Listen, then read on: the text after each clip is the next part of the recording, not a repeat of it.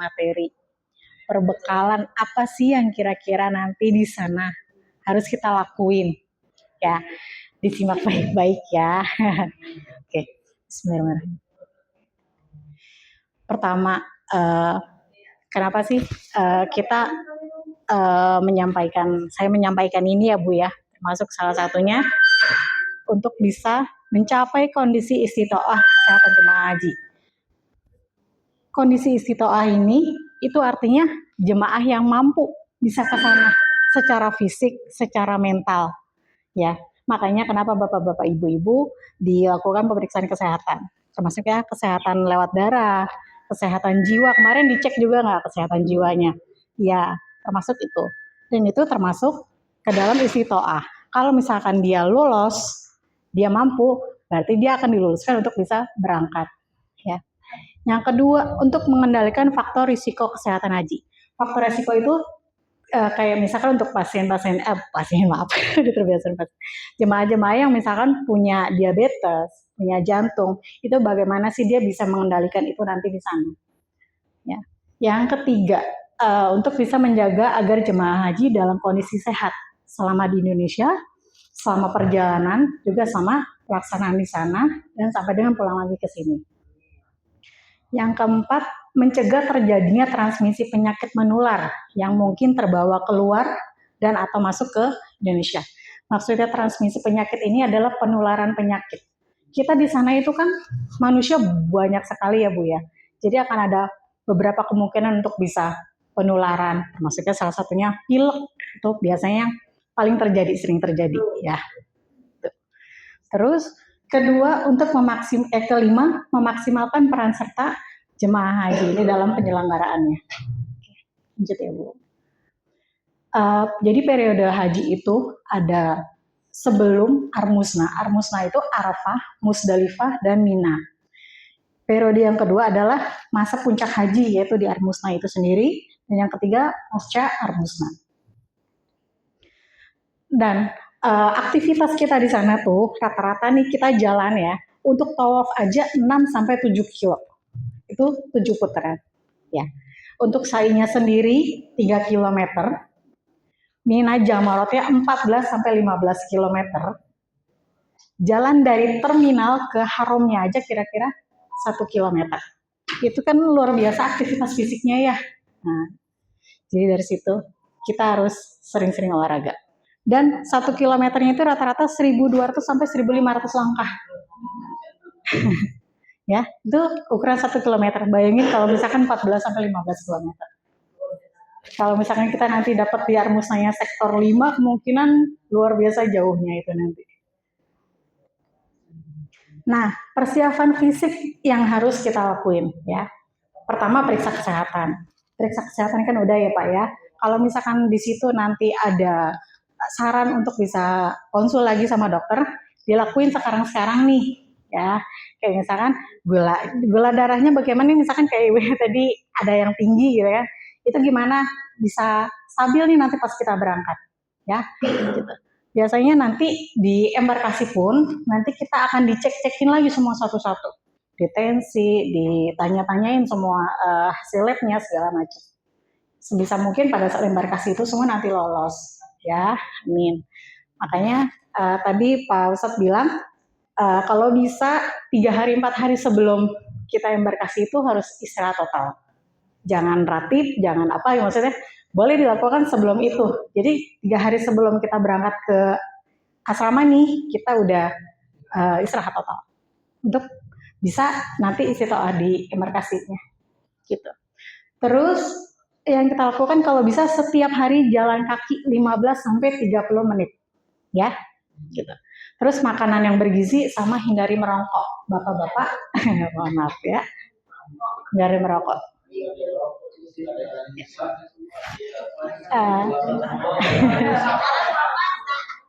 Iya, buka puasanya kan ntar dijor ya, jangan ya Pak ya. Selanjutnya, minum obat teratur. Kalau misalkan bapak-bapak sama ibu-ibu yang mendapatkan dari dokter obat rutin, kayak misalkan darah tinggi, gula, itu harus teratur diminumnya ya. Terus hindari stres. uh, rata-rata jemaah yang pernah saya tangani waktu di asrama haji Bekasi waktu tahun kemarin ya, mereka itu begitu sampai di asrama itu pada cemas semua, cemas, duh gimana nanti di sana ya, gitu kan. Nah dari itu makanya kalau bisa hindari stres, hindari lelah, stres ya, karena stres itu memicu nanti tensi kita jadi naik tinggi ya. Jadi jalanin aja, udah santai aja, jalanin aja prosesnya. Jangan terlalu dipikirin gitu. Kita jalanin aja prosesnya. Santai. Kepikiran mah boleh, tapi jangan terlalu dibawa ngebatin banget gitu. Ntar yang ada ntar dari situ berangkat di embarkasi, karena penentuan layak terbang tidaknya itu di embarkasi, itu di asrama haji. Itu penentuan layak terbang atau tidaknya. Biasanya kalau yang begitu kedapatan tensinya tinggi nih dicek di sana, itu nanti disuruh ke klinik. Kalau misalkan disuruh ke klinik dia tidak tertangani, rujuk rumah sakit, bisa berangkat di kloter berikut-berikutnya. Jadi nggak berangkat bareng kloter kita. Gitu, resikonya itu. Kemarin itu waktu saya tangani, ada yang tensinya begitu dicek itu 190. Kan kalau normalnya kan ibaratnya 130-140 masih aman lah ya. Nah, kebetulan jemaah yang kemarin saya tangani ada yang hampir 190 gitu. Pernya berapa banyak? Kenapa? Pernya berapa banyak?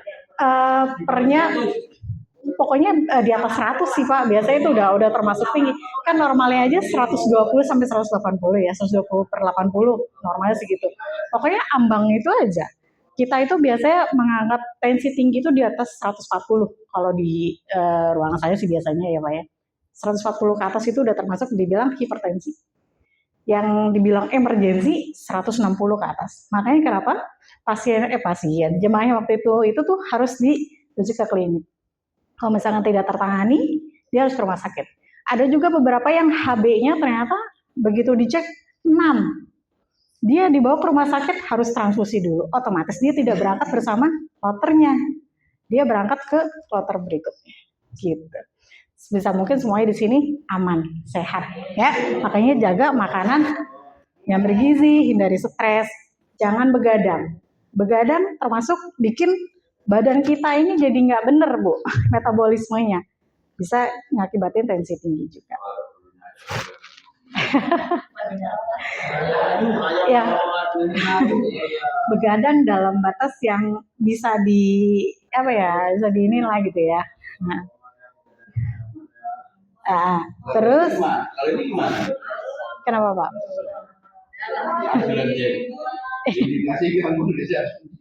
Nah, ya. Makanya kenapa kemarin ya. Enggak, karena tahun kemarin itu kalau ngelihat nggak berita ada jemaah yang hilang. Karena itu dia demensia, dia tiba-tiba pikun di sana. Ternyata kejadiannya itu kalau yang saya dapat ceritanya adalah jadi dia sama pendamping sama anaknya nih. Nah, anaknya itu karena ngelihat si bapaknya ini mungkin lelah atau nggak orientasinya nggak sadar penuh, jadi dia ditinggal nih di kamar, ditutup kan. Nah anaknya keluar. Tatonya si bapaknya ngintilin dari belakang. Dari situlah sampai saat ini katanya tidak ketemu itu bapaknya. Itu tahun kemarin kalau nggak salah kejadian. Gangguan jiwa. Ya, itu salah satunya yang terjadi. Iya. Yang selanjutnya memakai masker ya. Memakai masker sih sebetulnya general ya bisa kalau di sana sebaiknya wajibnya pakai masker ya. Kan ada yang bilang kalau masker itu tidak boleh pada saat ihram ya. Sebetulnya masker itu kita berpikir sebagai alat pelindung diri, alat kesehatan, bukan yang berjahit. Kalau yang saya dapat informasinya dari Puskes Haji itu tidak apa-apa pakai masker gitu. Karena dia bukan alat untuk yang larangan, bukan untuk aurat, tapi dia fungsi sebagai alat kesehatan. Itu aja. Kalau dengan jemaah seluruh dunia sebanyak itu kan penularan lewat udara itu sangat mungkin terjadi. Nah, salah satu pencegahannya ya kita pakai masker untuk minimal. Nah, ya kan? Iya. Sebetulnya sih boleh. Kenapa? Kalau tadi gunanya masker ya, karena kita lihat tahun kemarin itu musim panas. Iya. Dan kemungkinan akan sama halnya dengan Hmm. itu. Jadi tahun kemarin itu ada beberapa jamaah yang nggak bawa masker. Ya, karena memang kondisi kalau musim panas pasti cuaca Mekah atau Madinah hujan. Betul.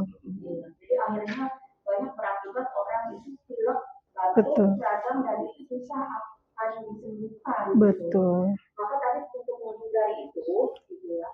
Ya tadi gunakan masker ketika di Mekah, di Madinah atau di Al-Husna, karena memang Al-Husna juga penting ya. Betul. Al-Husna itu banyak juga ngebul dan sebagainya. Akhirnya ngebul itu ada yang tidur di tenda yang juga ada apa namanya itu ya, fasilitas yang baik. Ya, tadi akhirnya muncullah penyakit ketika di Al-Husna itu. Betul. Ya, tadi mungkin gunanya masker untuk kesehatan, walaupun tadi kalau pakai masker tidak boleh. Iya, sebetulnya lebih ke arah untuk pencegahan aja sih kita untuk pakai masker itu ya sebagai alat kesehatan, bukan berpikir bahwa boleh tidak bolehnya, tapi kan untuk diri kita sendiri gitu ya. Gitu. Selanjutnya, Kak nggak bisa Kak.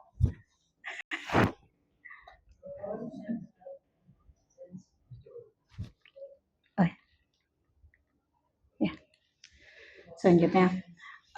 Pesan penting, stop begadang H-3 sebelum keberangkatan. Biasanya kan rata-rata acara syukuran ya, ratib segala macam, menerima keluarga gitu. Sebisa mungkin pesan saya sebagai tenaga kesehatan dilakuin ini ya, H-3 sebelum berangkat itu jangan capek-capek. Terus ya ini mayoritas tensi jemaah naik pada saat di asrama haji, itu sering ketemunya itu. Dan resikonya batal terbang karena di sana mereka ketat banget dari BKK itu yang pengecekan kesehatan itu mereka ketat banget soal kalau ya ketika di asrama mungkin masih normal mereka ya tensinya. Ketika di embarkasi di bandara, ketika di tes itu di pengecekan naik betul tensi. Nah itu biasa karena cemas. Iya. Balik lagi ke situ. Kemungkinan kalau di asrama haji mereka bisa tidur, makan itu mungkin cukup ya. Tapi ketika kalau melihat jadwal penerbangan, mereka kan harus malam keluar dari itu.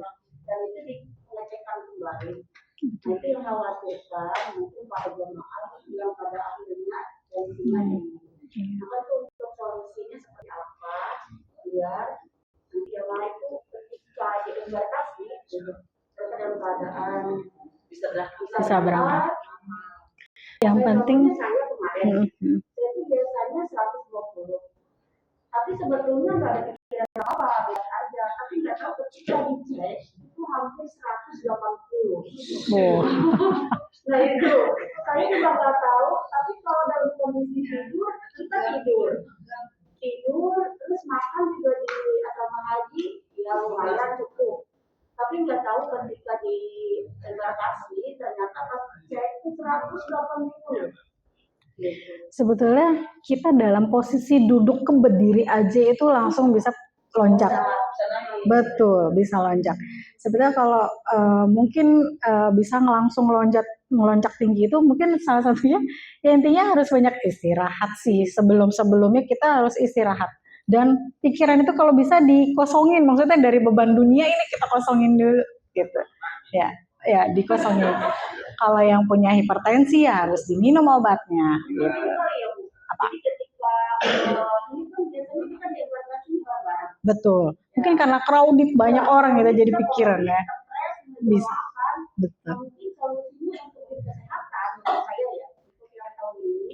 Supaya tidak melonjak tensi terlalu tinggi dan mengakibatkan jamaah tidak berangkat.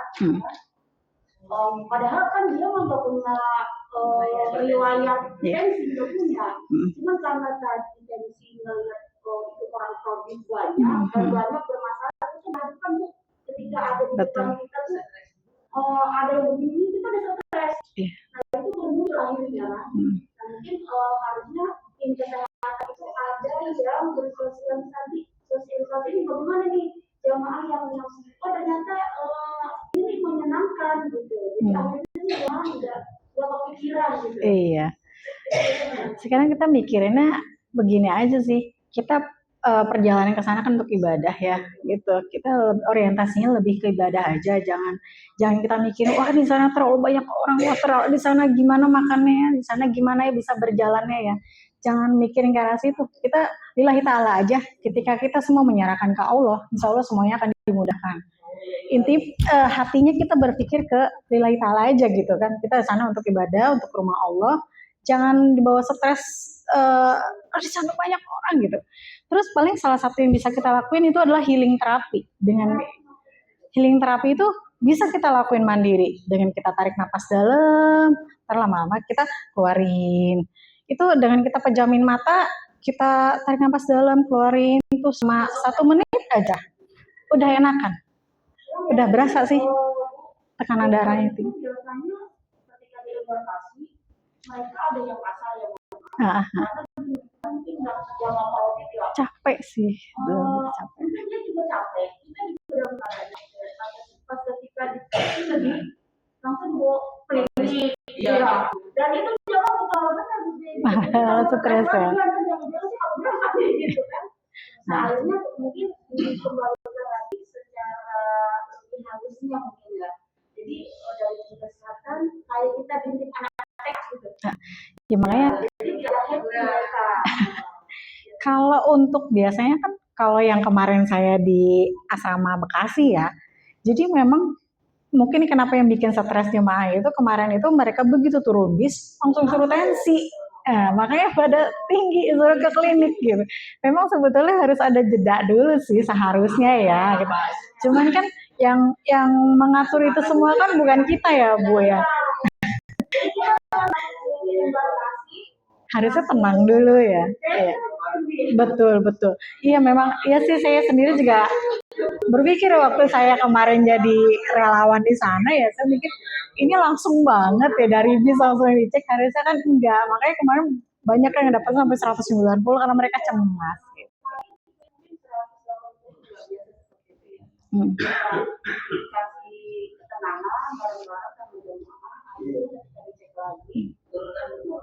Nah, kan nanti kan ada pengecekan lagi nih di bandara ya. Nah nanti misalkan begitu di asrama itu dicek tinggi, nggak apa-apa ke klinik, tapi nggak langsung gitu. Kayak misalkan kita ke kamarnya aja dulu, kita healing terapi dulu. Kan nanti begitu di asrama, di kliniknya itu kan nanti kan kita dicek lagi nih. Begitu kita misalkan direkomendasikan kita cek lagi.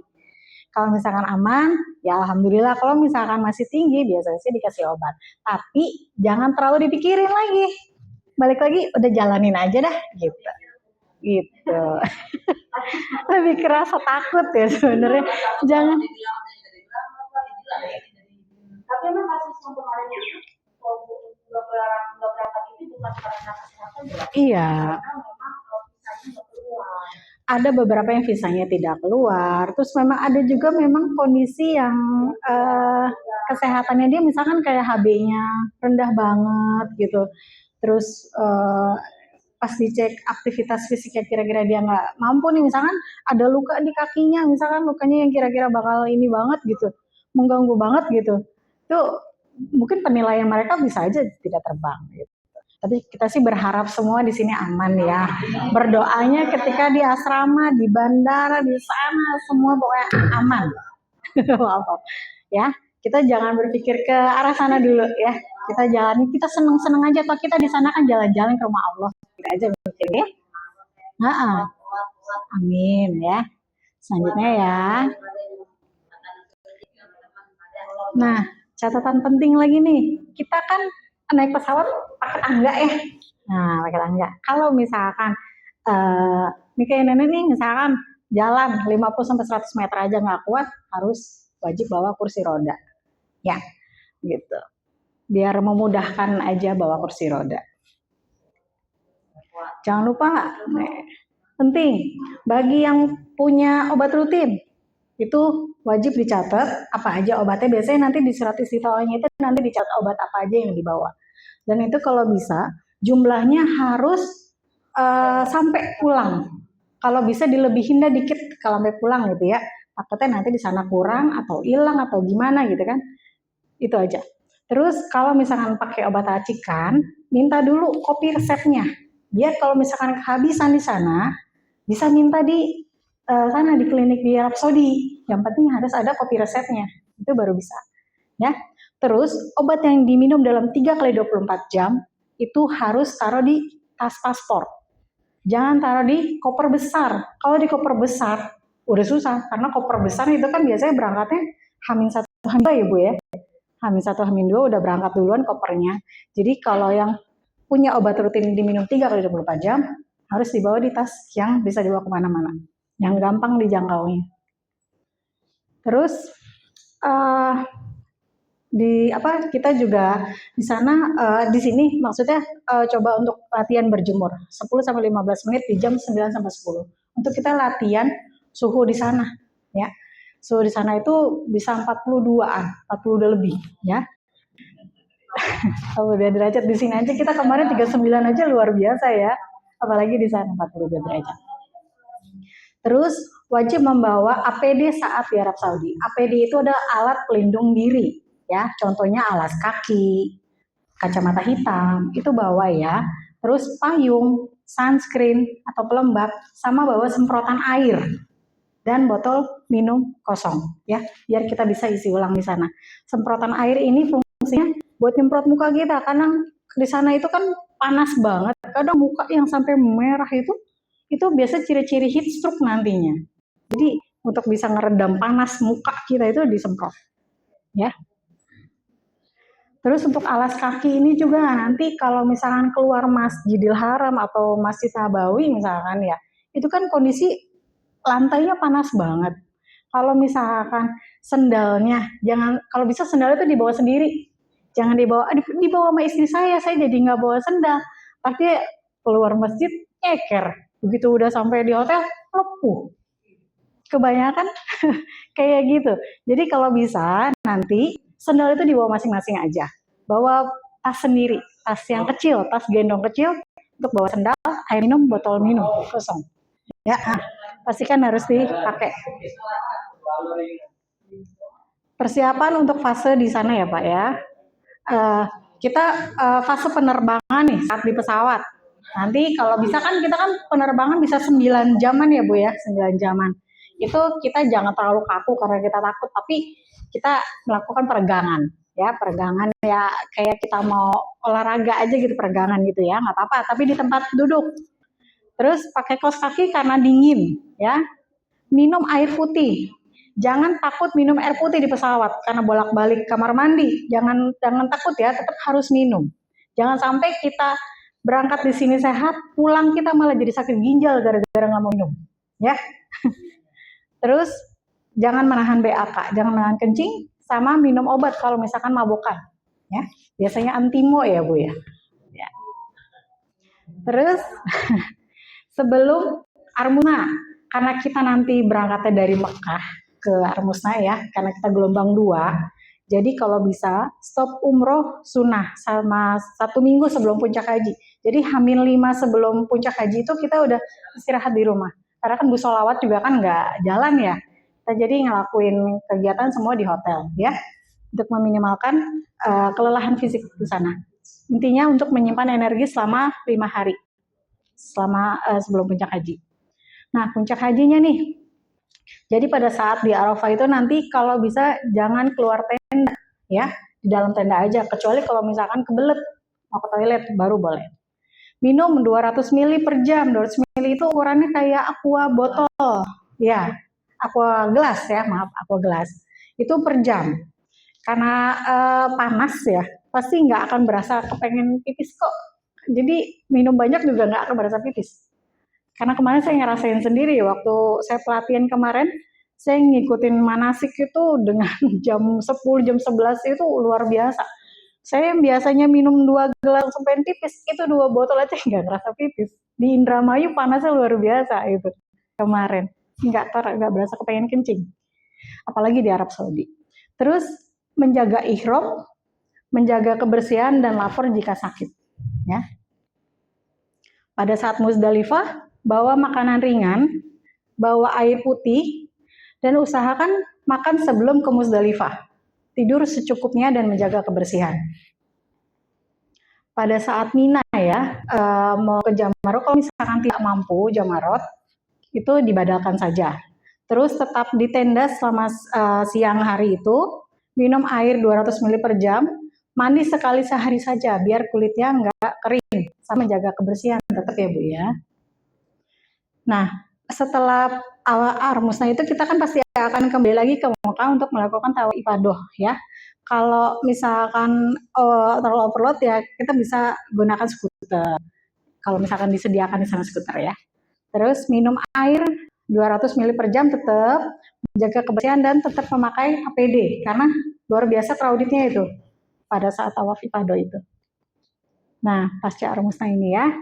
Terus kalau kita kan bakalan ke Madinah nih selanjutnya ya. Kalau nggak lelah ya jangan maksain arba'in. Arba'in memang sebetulnya sunnah yang diwajibkan juga ya Bu ya. Tapi kalau misalkan kiranya fisiknya nggak kuat, jangan maksain diri. Terus makan dan minum teratur, minum obat teratur, kontrol kesehatan dan memakai APD tetap. Nih, laporkan segera bagi yang punya sakit jantung misalkan. Kalau misalkan ada nyeri dada, berdebar, sesak berat, lapor ya ke petugas kesehatan.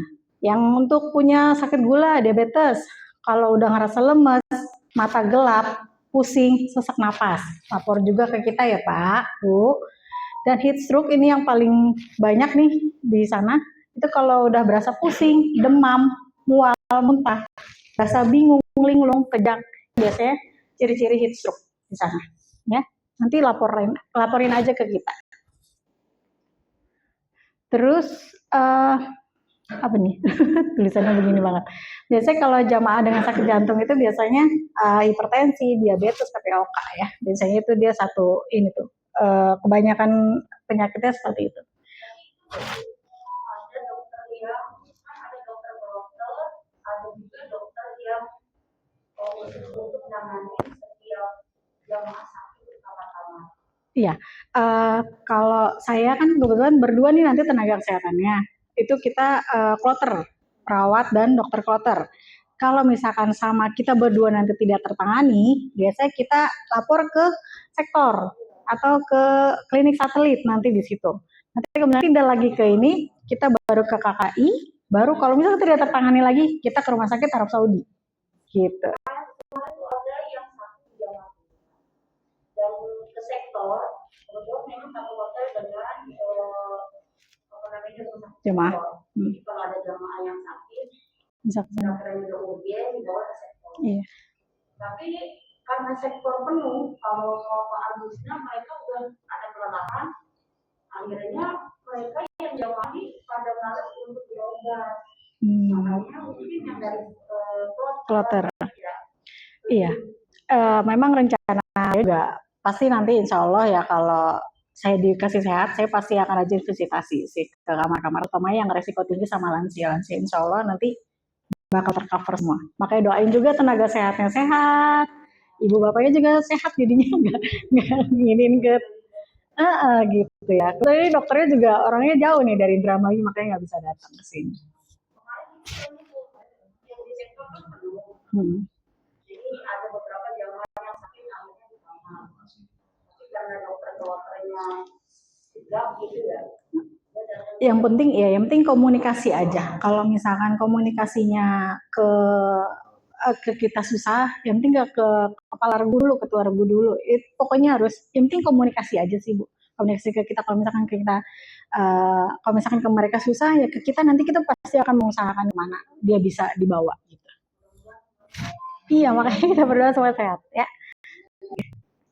Iya, kalau misalkan ada yang punya luka, itu kalau bisa ditanganin dulu yang benar ya, selama sebelum berangkat ya. Kalau misalkan ada luka di kaki yang punya gangren, diabetes, biasanya kan ada beberapa yang punya luka ya. Koreng ya. Terus, oke. Untuk lansia nih, kalau misalkan dia tidak bisa menahan kencing, bawa pampers ya Mak ya. Bawa pampers minimal 82 ya, karena satu di sana toilet mengantrinya luar biasa. Jadi kalau bisa bawa pampers. Wajib bawa kursi roda. Terus bawa minuman sereal atau bubur instan kayak energen, atau itu cuma buat ini aja, buat ngisi-ngisi perut aja ya untuk lansia. Terus bawa obat yang biasa diminum, jangan sampai tidak memakai alas kaki. Jadi harus pakai alas kaki. Nah, khusus jamaah dengan diabetes, kalau bisa bawa kurma di tas paspor, bawa berapa aja. Jadi ketika dia berasa lemes, dia bisa makan 1, makan 2 gitu ya. Terus jangan makan kalau misalkan nggak minum obat. Gimana sih maksudnya? Jangan, intinya kalau kita nggak makan, jangan minum obat, gitu ya. Kalau kita nggak makan, jangan minum obat. Kalau kita tetap minum obat tapi kita nggak makan, bisa pingsan nanti. Bawa minuman sereal atau bubur instan, itu untuk bisa mencegah lemas aja sih sebetulnya ya. Terus bawa obat yang biasa diminum dan jangan sampai tidak memakai alas kaki. Ini ke lansia, balik lagi ya ke lansia. Maaf. Terus kalau gemeteran atau lemes, lapor lagi ke petugas ya. Untuk yang punya jantung nih, hipertensi, kalau dadanya berasa nyeri, coba istirahat dulu ya. Istirahat dulu, terus obat jantungnya wajib dilaporin kalau kurang jumlahnya ya. Biasanya nanti minta lagi kalau misalkan saya obatnya habis, nanti lapor aja ke kita, nanti bisa kita tambahin. Terus kalau misalkan capek ya jangan dipaksain ya.